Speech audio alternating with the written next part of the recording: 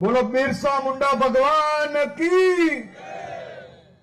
બધા થાક્યા લાગો છો? હા,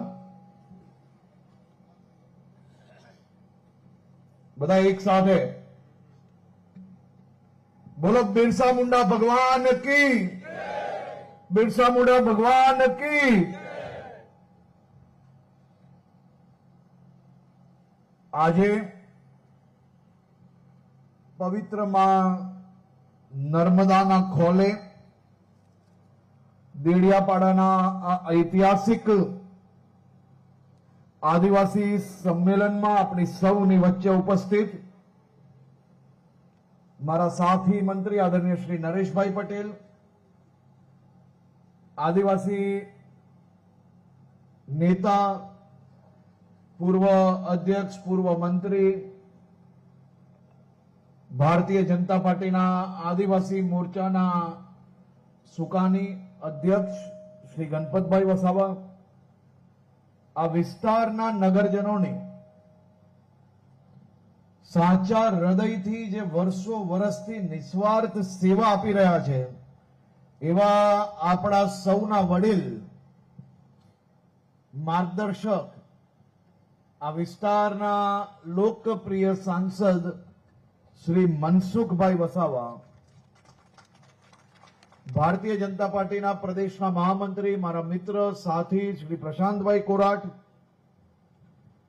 જિલ્લા ભારતીય જનતા પાર્ટીના અધ્યક્ષ શ્રી નીલભાઈ રાવ, જિલ્લા પંચાયતના પ્રમુખ શ્રી ભીમસિંહભાઈ, શ્રી હિતેશભાઈ વસાવા, મોતીભાઈ વસાવા, અમારા મિત્ર હર્ષદભાઈ વસાવા અને મંચ પર ઉપસ્થિત સૌ મહાનુભાવોને હું સર્વપ્રથમ ખૂબ ખૂબ અભિનંદન આપું છું। હું દેડિયાપાડાના સૌ નગરજનોનો આભાર માનું છું। મારા આદિવાસી ભાઈ બહેનોનો બી આભાર માનું છું।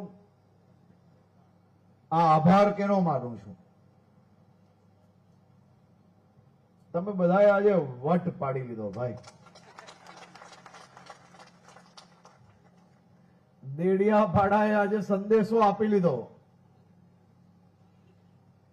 દેડિયાપાડાના ગામે ગામથી આ મોટી સંખ્યામાં ઉપસ્થિત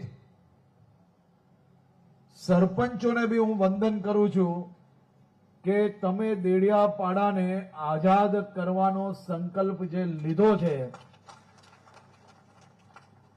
એ દેવમોગરા માતાના ચરણોમાં આજે વંદન કરીને મનોકામનાઓ માંગીને તમારો સંકલ્પ પૂરો કરવાનો સંકલ્પ આજે ભારતીય જનતા પાર્ટીના નેતૃત્વ અને તમે સૌએ સાથે મળીને લીધો છે, તેના બી હું તમને અભિનંદન આપું છું।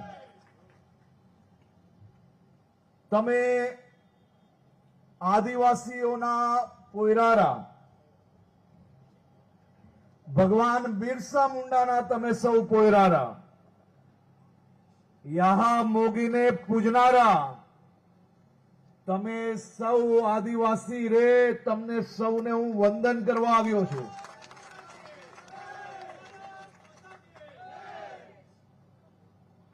તમને બધાને મળીને દિલથી આનંદ આવે છે। તમારી દેશભક્તિ જોઈને ખરેખર સલામી આપવાનું મન થાય છે। જમવાનો, ભોજનનો તમારો સમય થયો છે। હું બહુ વધુ નહીં કહીશ। મનસુખભાઈએ શરૂઆત કરી, હજી મનસુખભાઈ તો આખી પીછે બેટિંગ કરે છે। આજે થોડો તાપ ચાલે છે ભાઈ। હજી ધીરે ધીરે જુઓ તમે, અડધી પીછે આવીને બેટિંગ કરશે ને સિક્સર એવી હશે કે ગ્રાઉન્ડની બહાર બોલ જશે।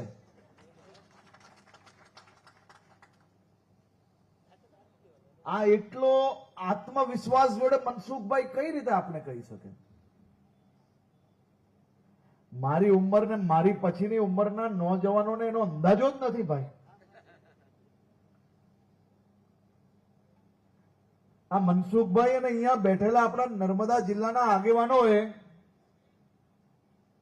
તમારી ને મારી ઉંમર જેટલા વર્ષોથી તો આ વિસ્તારની સેવા કરી રહ્યા છે, એમને તપ કર્યો છે આ વિસ્તારની સેવા કરવા માટે.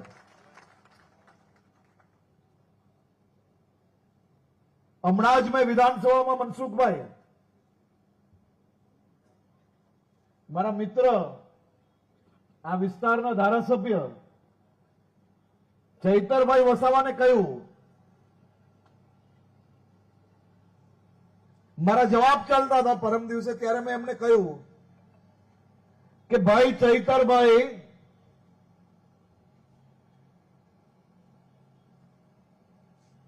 તમારી ઉંમર ને મારી ઉંમરના નોજવાનોને આજે સમાજના ભાગલા કરતા સમાજને મુખ્ય ધારામાં જોડવાનો જો પ્રયાસ કરશો ને તો જ સાચા હકમાં સમાજને ન્યાય અપાવી શકશો. મીડિયા, સોશિયલ મીડિયામાં આરોપ પ્રત્યારોપ, સમાજને ભડકાવવા, યુવાનોને ગેરમાર્ગે દોરવા, એ રાજનીતિમાં મત જરૂરથી અપાવી લેશે, પરંતુ સમાજ જે દિવસે ઓળખશે, સમાજને જે દિવસે ખબર પડશે કે આ તો માત્ર ને માત્ર મત બેંક માટે સમાજને બીજા સમાજોથી દૂર રાખવાનો પ્રયત્ન કરવામાં આવ્યો, ત્યારે સમાજ કોઈને છોડશે નહીં. મેં મારા મિત્રને કહ્યું કે જો સાચી હકીકત જાણવી હોય તો સમાજના 70 વર્ષ ઉપરના વડીલોને જઈને મળો. મેં એમને કહ્યું કે તમારી સાથી પાર્ટીની કોંગ્રેસની સરકારે ગુજરાતના આદિવાસીઓ જોડે કેટલો અન્યાય કર્યો છે તે જાણવું હોય તો આજના 25 વર્ષની કે મારી ઉંમરના નોજવાનોને એનો અંદાજો ના જ હોય, કારણ કે આપણા સૌ લોકોનો જન્મ કે આપણે જ્યારથી સમજતા થયા ત્યારથી ગુજરાતમાં મોદી સાહેબનું ભારતીય જનતા પાર્ટીનો સુવર્ણ કાળ ચાલી રહ્યો હતો, આપણા ગુજરાતની જનતાનો સુવર્ણ કાળ ચાલી રહ્યો હતો. એટલે 25-30 વર્ષના યુવાનોને એનો અંદાજો ના હોય. આજે તમને જે રોડ પર એક ખાડો દેખાય છે ને, એ આ જ વિચારધારાની સરકાર જ્યારે હતી ત્યારે રોડ પર ખાડાઓ સિવાય બીજું કંઈ નહોતું. ખાડાઓમાં રોડ હતો કે રોડમાં ખાડા, કારણ કે આદિવાસી વિસ્તારના ગામડાઓને તો રોડથી ક્યારેય જોડવાનો પ્રયાસ જ કરવામાં નતો આવ્યો. અહીંયા કેટલા વડીલો એવા બેઠા જે 50 વર્ષ ઉપરની ઉંમરના હોય. શું પરિસ્થિતિ હતી ત્યારે? જરા જોરથી બોલો, આમ કરો એનાથી ના ખબર પડે. ક્યારેય રોડ જોયેલા કોંગ્રેસના શાસનમાં? લાઈટ આવતી હતી? હે, જોરથી બોલો, આ બેવ બાજુ નહીં આવતી હતી લાઈટ. તો હવે જે અમારા મિત્ર આજકાલ જે મસીહા બન્યા છે એ ક્યારેક આવે તો એમને કહેજો કે ભાઈ તો આ 25 વર્ષના નોજવાનોને જેને ભૂતકાળનું શાસન જ નથી જોયું, તેને 2-5% મતની લાલચમાં તું ક્યાં એમને ગેરમાર્ગે દોરે છે? સમાજને વિકાસની દિશામાં અમે આગળ લઈ જવાનો પ્રયત્ન કરીએ ત્યારે સમાજને શાસન જોડે કે મુખ્ય ધારાથી દૂર કરવો, એનું નુકસાન અગર કોઈને થશે ને તો એ માત્ર ને માત્ર સમાજને થશે. આઝાદીના વર્ષ વીતી ગયા. આઝાદીના લડવૈયાઓએ એક સપનું જોયેલું. એ સપનું શું હતું? એ સપનું હતું કે અંગ્રેજોના રાજમાંથી આઝાદી મળે, આપણી દેશ પોતે આપણે નક્કી કરેલા નેતાઓ શાસન ચલાવે અને એ શાસન આપણા દેશના ગરીબ, આદિવાસી, દલિત સમાજ આ બધા જ લોકોને સાથે લઈને એમનો વિકાસ કરે. આઝાદીના વર્ષ સુધી મારા ગુજરાતના આદિવાસી સમાજના સૌ નોજવાન ભાઈ બહેનો વડીલો એ રાહ જોઈ રહ્યા હતા. કોંગ્રેસ જ્યારે બી ચૂંટણી આવતી ત્યારે આદિવાસી સમાજની વાતો કરતી, ખેડૂતોની વાતો કરતી, દલિતોની વાતો કરતી, પણ એ વાતો માત્ર ને માત્ર વોટ માટે કરતી અને મારા આદિવાસી સમાજના સૌ લોકો એમની ઉપર વિશ્વાસ રાખતા અને વિશ્વાસમાં રાહ જોતા કે મારા ગામમાં રોડ બનશે, મારા ગામમાં લાઇટ આવશે, મારા વિસ્તારની અંદર સ્કૂલ આવશે, મારા ગામમાં કોઈ બીમાર પડશે તો એને હેલ્થ એટલે કે ચિકિત્સાની વ્યવસ્થાઓ મળી જશે. આ વર્ષ વીતી ગયા, આપણો આદિવાસી સમાજ રાહ જોતો રહી ગયો. આદિવાસી સમાજમાં જાગૃતિ આવી. આપ સૌ લોકોએ ગુજરાતના નાગરિકો જોડે મળીને ભારતીય જનતા પાર્ટીની સરકાર લાવી. નરેન્દ્રભાઈ મોદી શાસનમાં આવ્યા.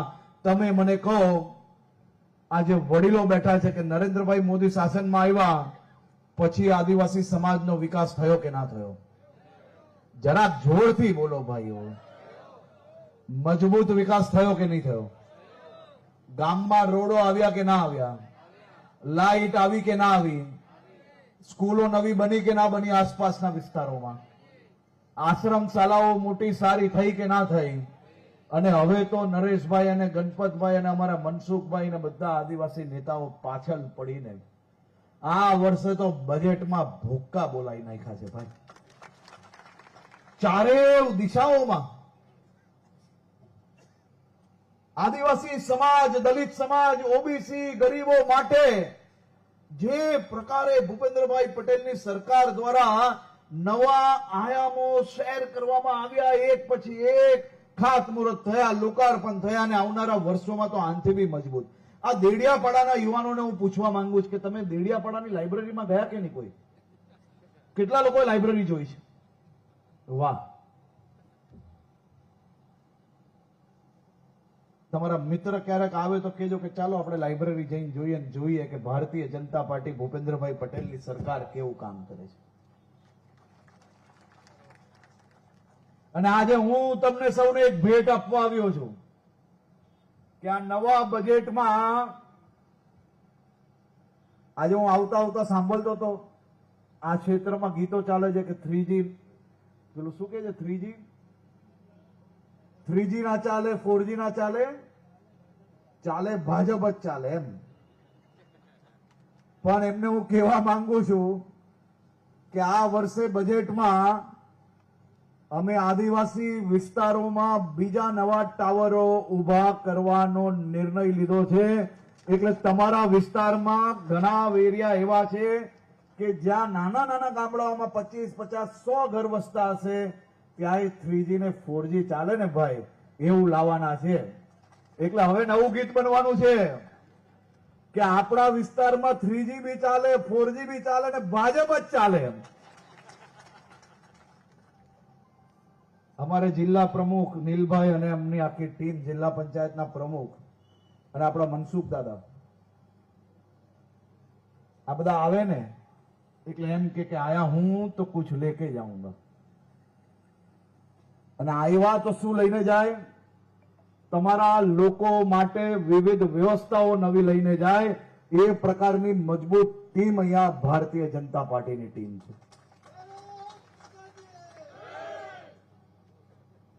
મારા આદિવાસી સમાજના સૌ વડીલો, ભાઈ બહેનો, જે પ્રકારે ભારતીય જનતા પાર્ટીના શાસનમાં આદિવાસી સમાજનો સૌથી ગોલ્ડન પીરિયડ એટલે કે સુવર્ણકાલ એ ભારતીય જનતા પાર્ટીના શાસનમાં રહ્યો છે. દુનિયાનો સૌથી મોટો સહકુટુંબ એટલે ગુજરાતની જનતા અને ભારતીય જનતા પાર્ટી છે. આદિવાસી સમાજ અને ભારતીય જનતા પાર્ટી એ એક સિક્કાના બે પહેલું છે.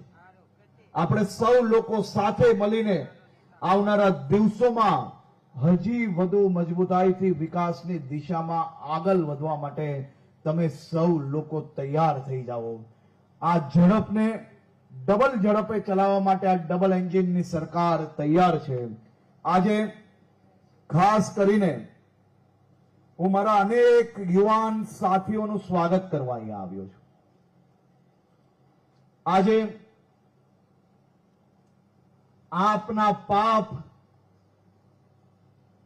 કોંગ્રેસનું તૃષ્ટિકરણની રાજનીતિ, આ બધું જ છોડીને માત્ર ને માત્ર આદિવાસી સમાજના વિકાસ માટે મારા અનેક યુવાન સાથીઓ, અનેક સિનિયર નેતાઓ આજે ભારતીય જનતા પાર્ટીમાં જોડાઈ રહ્યા છે.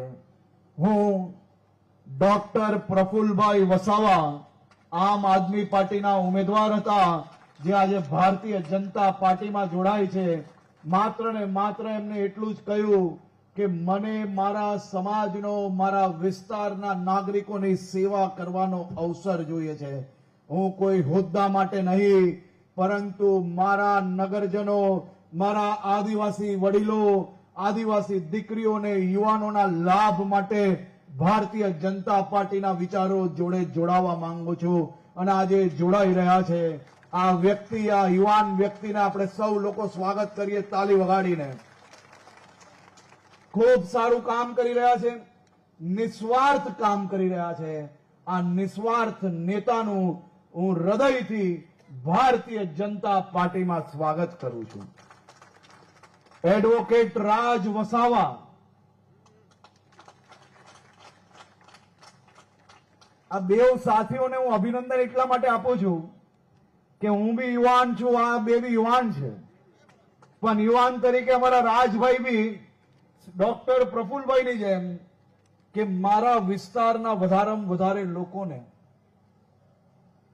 રાજ્ય સરકારની વિવિધ યોજનાઓનો લાભ કઈ રીતે અપાય, જે છેવાડાનો માનવી હજી બી કોઈ લાભથી વંચિત હોય એને વધુમાં વધુ લાભ અપાવવા માટે આ વિચારધારા જોડે જોડાઈને ભારતીય જનતા પાર્ટીના યુવાનોને બી એ દિશામાં કામે લગાડીને હું બી આ કામે જોડાવા માંગુ છું. ડોક્ટર રાજભાઈ વસાવા એડવોકેટ છે, અદ્ભુત કામગીરી કરી રહ્યા છે. રાજભાઈને હું ભારતીય જનતા પાર્ટીમાં સ્વાગત કરું છું. તમને શુભકામનાઓ આપું છું કે તમે ને તમારા સાથીઓ સાથે મળીને હજી વધુ મજબૂતાઈથી આ ક્ષેત્રની સેવામાં આપણે સૌ લોકો team Narmada, team Gujarat, team ભારતમાં એક જ ફોર્સ તરીકે આપણે લાગી જઈએ અને સૌ લોકો આપણે સાથે મળીને આદિવાસી સમાજના હિતમાં કામગીરી કરીએ. ભાઈ અનવરભાઈ વસાવા, નવાગામ જિલ્લા પંચાયતના કોંગ્રેસના આગેવાન, શામસિંગભાઈ વસાવા આમ આદમી પાર્ટીના આગેવાન, ભાઈ જયરામભાઈ વસાવા આમ આદમી પાર્ટીના કાર્યકર્તા, ભાઈ રમેશભાઈ વસાવા કાકરપડાથી આમ આદમી પાર્ટીના કાર્યકર્તા, ભાઈ ભરતભાઈ ગ્રામ પંચાયત સભ્ય, ભાઈ રામસિંહભાઈ, જીનિતભાઈ ગાજરગોટાથી ડેપ્યુટી સરપંચ, ભાઈ પારસિંગભાઈ વસાવા, ભાઈ લક્ષ્મણભાઈ વસાવા, ભાઈ છગનભાઈ વસાવા, ભાઈ સાગબારા તાલુકાના આમ આદમી પાર્ટીના 200 થી વધારે કાર્યકર્તાઓનું હું ભારતીય જનતા પાર્ટીમાં સ્વાગત કરું છું. આજે કુલ મળીને આમ આદમી પાર્ટી અને કોંગ્રેસના 1000 થી વધારે કાર્યકર્તાઓ જે ભારતીય જનતા પાર્ટીમાં જોડાયા છે. તમે સૌ લોકોનું હું ભારતીય જનતા પાર્ટીમાં સ્વાગત કરું છું. તમારા સૌ લોકો સાથે મળીને team Bharatiya Janata party, team Narmada, team Gujarat, team Bharat, આપણે સૌ લોકો આ પ્રત્યેક આદિવાસી સમાજના વિકાસ માટે, એમની સેવા માટે તત્પર છે. આપ સૌ લોકોને ફરી એકવાર ખૂબ ખૂબ અભિનંદન.